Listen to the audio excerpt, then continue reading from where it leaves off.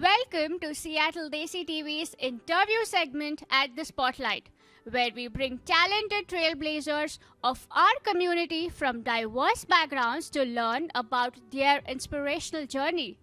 My name is Ayushi Jain, an entrepreneur, a content creator who loves meeting new people and learning about their stories.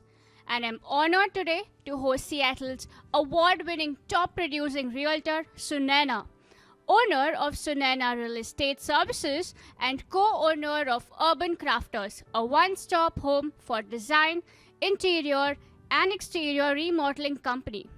She is the first South Asian and the youngest city planning commissioner in the Washington state.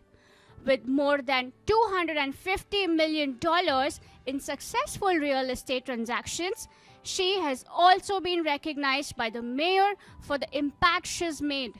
Sunayana is a proud mompreneur, an accomplished blogger, an RJ, and an actor in the Kannada movie, which leads by an example showing us all what's possible when you follow your passion. Welcome, Sunayana. It's so great to have you here. Namaskaram. With your permission, before I speak, I would like to say a shloka, an invocation song. Asato ma sadgamaya tamaso ma jyotirgamaya mrityorma amrutangamaya Shanti, Shanti, Shanti. Thanks, Ayushi, for those kind, beautiful words. Thank you, Seattle Desi TV and the Spotlight, for creating this safe space where we can share our stories, listen to others, inspire, and get inspired. Thank you. Thank you, Sunayana. That was so soothing. Let's start with the podcast. So, Sunayana, you've been awarded as the top producing realtor multiple times in number of categories like volume of sales and the number of units sold. That's such a great accomplishment. How did it all start? Yeah, let me take you to the beginning. Hello all. I am Sunayana, the owner of Sunayana Real Estate Services. People call me with different names, which are realtor, broker, real estate agent, and so on. But I think I'm a matchmaker. I like to match homes to families and people. And I like to make your dream to own a home a reality. It was my dream as well to own a home when 11 years ago I came to Seattle.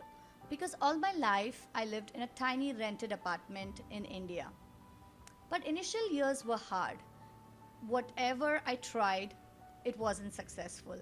I felt like I was at a dead end, and it almost felt like the rock bottom. It wasn't, but it was just like a daylight basement, with a lot of light.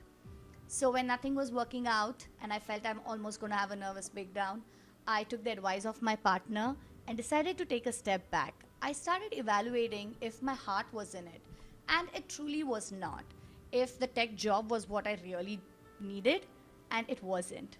So I stopped my job hunt, which was very hard because financially we did need the money. And I started surrounding myself with motivational talks, videos, and basically reading about other successful people. This also made me realize that when life gives you lemons, you need to learn to make lemonade.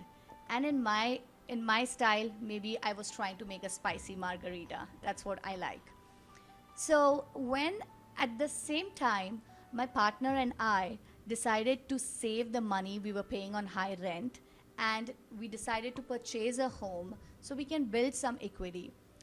But unfortunately, actually now that I see it, fortunately, we didn't find a right fit. And by right fit, I mean we did not find a realtor who was able to guide us efficiently. That's when I took matters in my own hand and I started doing a lot of research, reading about the market, started reading books, and it was as easy as binge watching Netflix. Because when you are really passionate about something, it doesn't feel forced. It just comes easily to you. and I had a gut feeling that I was cut out for this job. And against all the odds, against the visa issues, I went to school, studied, and I got my license, and hence began my real estate career in the year 2016. Wow, that's so inspiring. Let's move on to the next question. I remember at one of the events I've attended, you spoke about manifestation. How did that impact your life, your journey personally as well? Thanks, Ayushi, for that question. First few years as a realtor, I did good business. And all my colleagues and peers would say, "You're doing a very good job for a new realtor. For someone who's been in Seattle for just 2 years, you're doing great. For a new immigrant realtor, this is really good." But have you ever felt that way, like everyone around you is giving you a high five and saying, "Hey, you're really doing good," but good is not good enough? That's how I felt, because I didn't want to settle at what I was doing. And I always craved for more because I'm a dreamer and I love to dream with a lot of conviction. So I still clearly remember it was December 2018. It was a dark, gloomy day outside. It was raining. No surprises there, December in Seattle. So it was really dark and gloomy outside, and that's exactly how I felt inside, because I was going through a very dark phase in my life. I had lost someone who had raised me from the beginning. She was my mother. Not my mother, but was exactly like my mother. And so battling through that, I had a lot of anxiety, depression, and there was this event which I wanted to go, but it felt really hard to get dressed and to go to that event. But I dragged myself out of the bed, and that's when I heard for the first time the words manifestation and vision board. And it just stuck to me. So I came home, and for, like how we all try and have New Year resolutions about going to the gym, that year I thought my resolution should be what I really wanted in life. And I took a simple paper and wrote my personal goal and my professional goal. My professional goal was to sell 50 million worth of real estate. My peers would make fun of me and would say that goals should be realistic, and 50 million is a pretty impossible goal. But I'm a dreamer, someone who likes to think that she's already achieving it. So I wrote down the number on a piece of paper, and I did a very simple thing. I just stuck this paper everywhere that I would spend a lot of time: in my car, in my at my mirror, in the kitchen. And I envisioned and imagined that I had already achieved selling $50 million worth of real estate that year.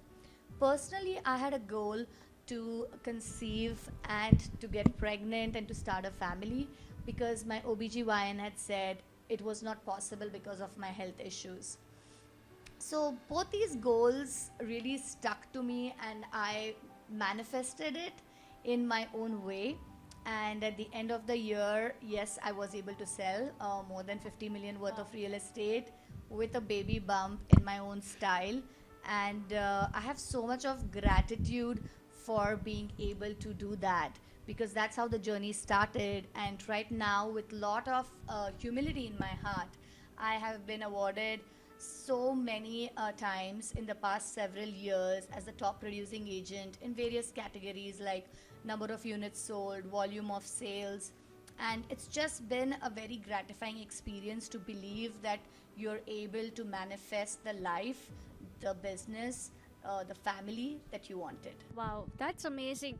I agree, manifestations do work, but it's your hard work and resilience as well that you have achieved your goals. So that's amazing. I've heard you served as the planning commissioner for the past 5 years and even honored by the mayor.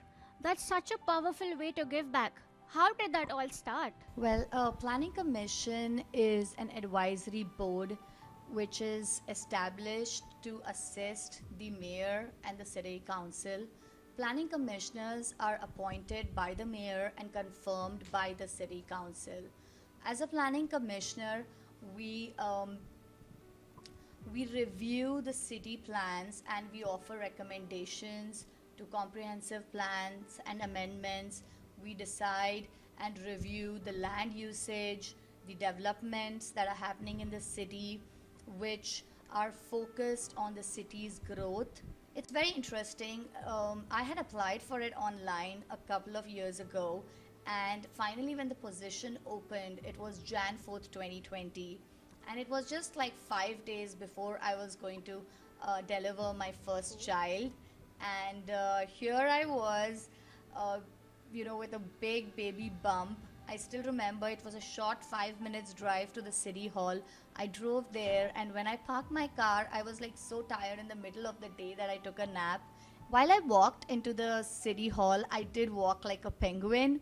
And when the questions were asked, I made sure that I speak about my passion for the city, because this city has given me so much of love, so much of acceptance, so much of success, more than that I could have ever dreamed of. So I really wanted to give back to the community. So as a city planning commissioner, I volunteer my time. It's an honorary position, but it's a very gratifying position. And also when we attend various other meetings, I'm very pleased to see that I'm one of the first South Asian women who represent our community as a city planning commissioner. And this is my 5th year. And we've been awarded by the Governor's Smart Community Awards for 4 years out of the last 5 years. And I take great privilege in being able to do that and to be a part of the city planning commissioner. Wow. Congratulations on that, and that's amazing. I literally have like goosebumps hearing that story. So we want to know about urban crafters. Urban crafters. Well, we all are living in such fast-paced world these days that people just don't want luxurious spaces, but they want smart, functional spaces to live in. And that's the word urban. And craftsmanship that my team, my hands-on team brings to build really luxurious, high-quality items. And that's the indication of crafters in the name Urban Crafters. This is a vision, Urban Crafters is a vision that me and Rakesh shared. We both love to create spaces that families and people live and love to enjoy. We remodel, we design, we install, we build anything interior and exterior home related services. It also gives us an opportunity for me and my partner Rakesh to spend more time together and to grow. We also help investors to flip homes. Do you help with investors? Yes, we help first time home buyers, we help investors who are looking to flip the home, or somebody who's just trying to customize their home and make it their own. Be it your kitchen, be it a bathroom, be it like a fun multi-purpose room that you want to create into a studio or an art place for your kids. Whatever is your vision, we make sure that we understand your vision and build it for you. Sunayana, you're managing 2 different businesses, serving as a planning commissioner and also raising 2 young kids. You're wearing so many hats. How do you manage stress and still stay grounded? And you're also socially active. How do you do that? Well, real estate is not a business of homes. Real estate is a business of people. And there are so many emotions involved, life-changing decisions to be made, big investments, and of course, a lot of money. So I'm dealing with a lot of emotions all day. And sometimes the days are really aggressive because I'm negotiating contracts or sometimes just fighting with the other party to safeguard my clients. So what has really helped me is meditation. I'm so grateful that I came across Isha Foundation and teachings of Sadhguru, because that has provided me peace and calm. As a mom of 2, my son Shiva is 5 years old and my daughter Shakti just turned 3 last week. So they are full of energy, and I try intentionally that whenever I am in a physical space with them, that I have a very calm and grounded energy. So I start my day with meditation. I do a 21 minutes breathing exercise called as Shambhavi Mahamudra Kriya, which really, really helps me. And for all the viewers, if you are looking to add something to your morning routine, please download the Miracle of Mind app and it will help you get started. It's also super important to take care of your inner energy and where you spend it. So meditation is your mantra. Yes, meditation helps me to detach, declutter, and spend my time wisely. Also, what helps is being really present where I am. So, if I'm here talking to you, I'm completely here present 1000%. If I'm with my kids, maybe we are playing a simple Lego game, then I'm completely present there at every second. If I'm negotiating a contract, then I'm not thinking about anything else. So being present in the moment has really helped me manage stress as much as I can. Wow, that's something we all should learn. Alright, Sunayana, now it's time for some quick rapid fire. I'm gonna throw a few questions your way and no overthinking. Just the first thing that pops up in your mind. Yay, I'm excited. Bring it on. Let's go. What's your morning ritual to kickstart a busy day? Meditation. A motivational quote or mantra? Your personality creates your reality. What was harder, negotiating a home deal or memorizing a line from a movie scene? Honestly, neither, because both come naturally to me. Yeah, cooking is the hardest. Yeah, I agree. Who is your guide or mentor? Rakesh. So Rakesh is a guide, mentor, my partner, my husband, friend, philosopher, sometimes my girlfriend who I take shopping with. So yeah, it's Rakesh. And one thing that people would never guess about you. I am extremely vulnerable and sensitive, and I can cry at the drop of a hat. Thank you so much. Thank you. Before we end this, one last question for you, Sunayana. What is that one advice that you would give to the young folks who are on the fence of starting a business? Thanks. That's a great question. I would like to say to all the young folks out there to never let anyone else define your potential. Never let anyone else define your limit. Never let anyone else define your success. I had a very difficult childhood. I had a lot of hardships, to say the least. It was a very unconventional household that I grew up in. I was told repeatedly to limit my dreams, and what success meant was defined by others for me. But I'm a fighter, I'm a survivor, and I always dreamt larger than life. And yes, I worked really, really hard to make the dream a reality, but I think each one of us should be able to dream. It could be anything, it could be about starting a new business, a new relationship, a transition. Somebody might be deciding to take a break from the work and become a primary caregiver. I have a lot of respect for people who are able to do that in a very selfless manner. And whatever it is, just jump in the water and you will learn to swim. And I do encourage everyone to be vocal about what they want in life, to be intentional about how you spend your time, and to dream what's not possible, to dream big, and to work really hard to make your dreams a reality. And thank you so much for listening today. Namaskaram. Thank you so much, Sunayana, for sharing that, and it has been such an honor to be able to know more about you, your journey, and your life. Love your work and dedication you have for the community. It's so inspiring. Thank you so much. And thank you, Seattle Desi TV and the Spotlight, for having us here. This is Ayushi Jain signing off.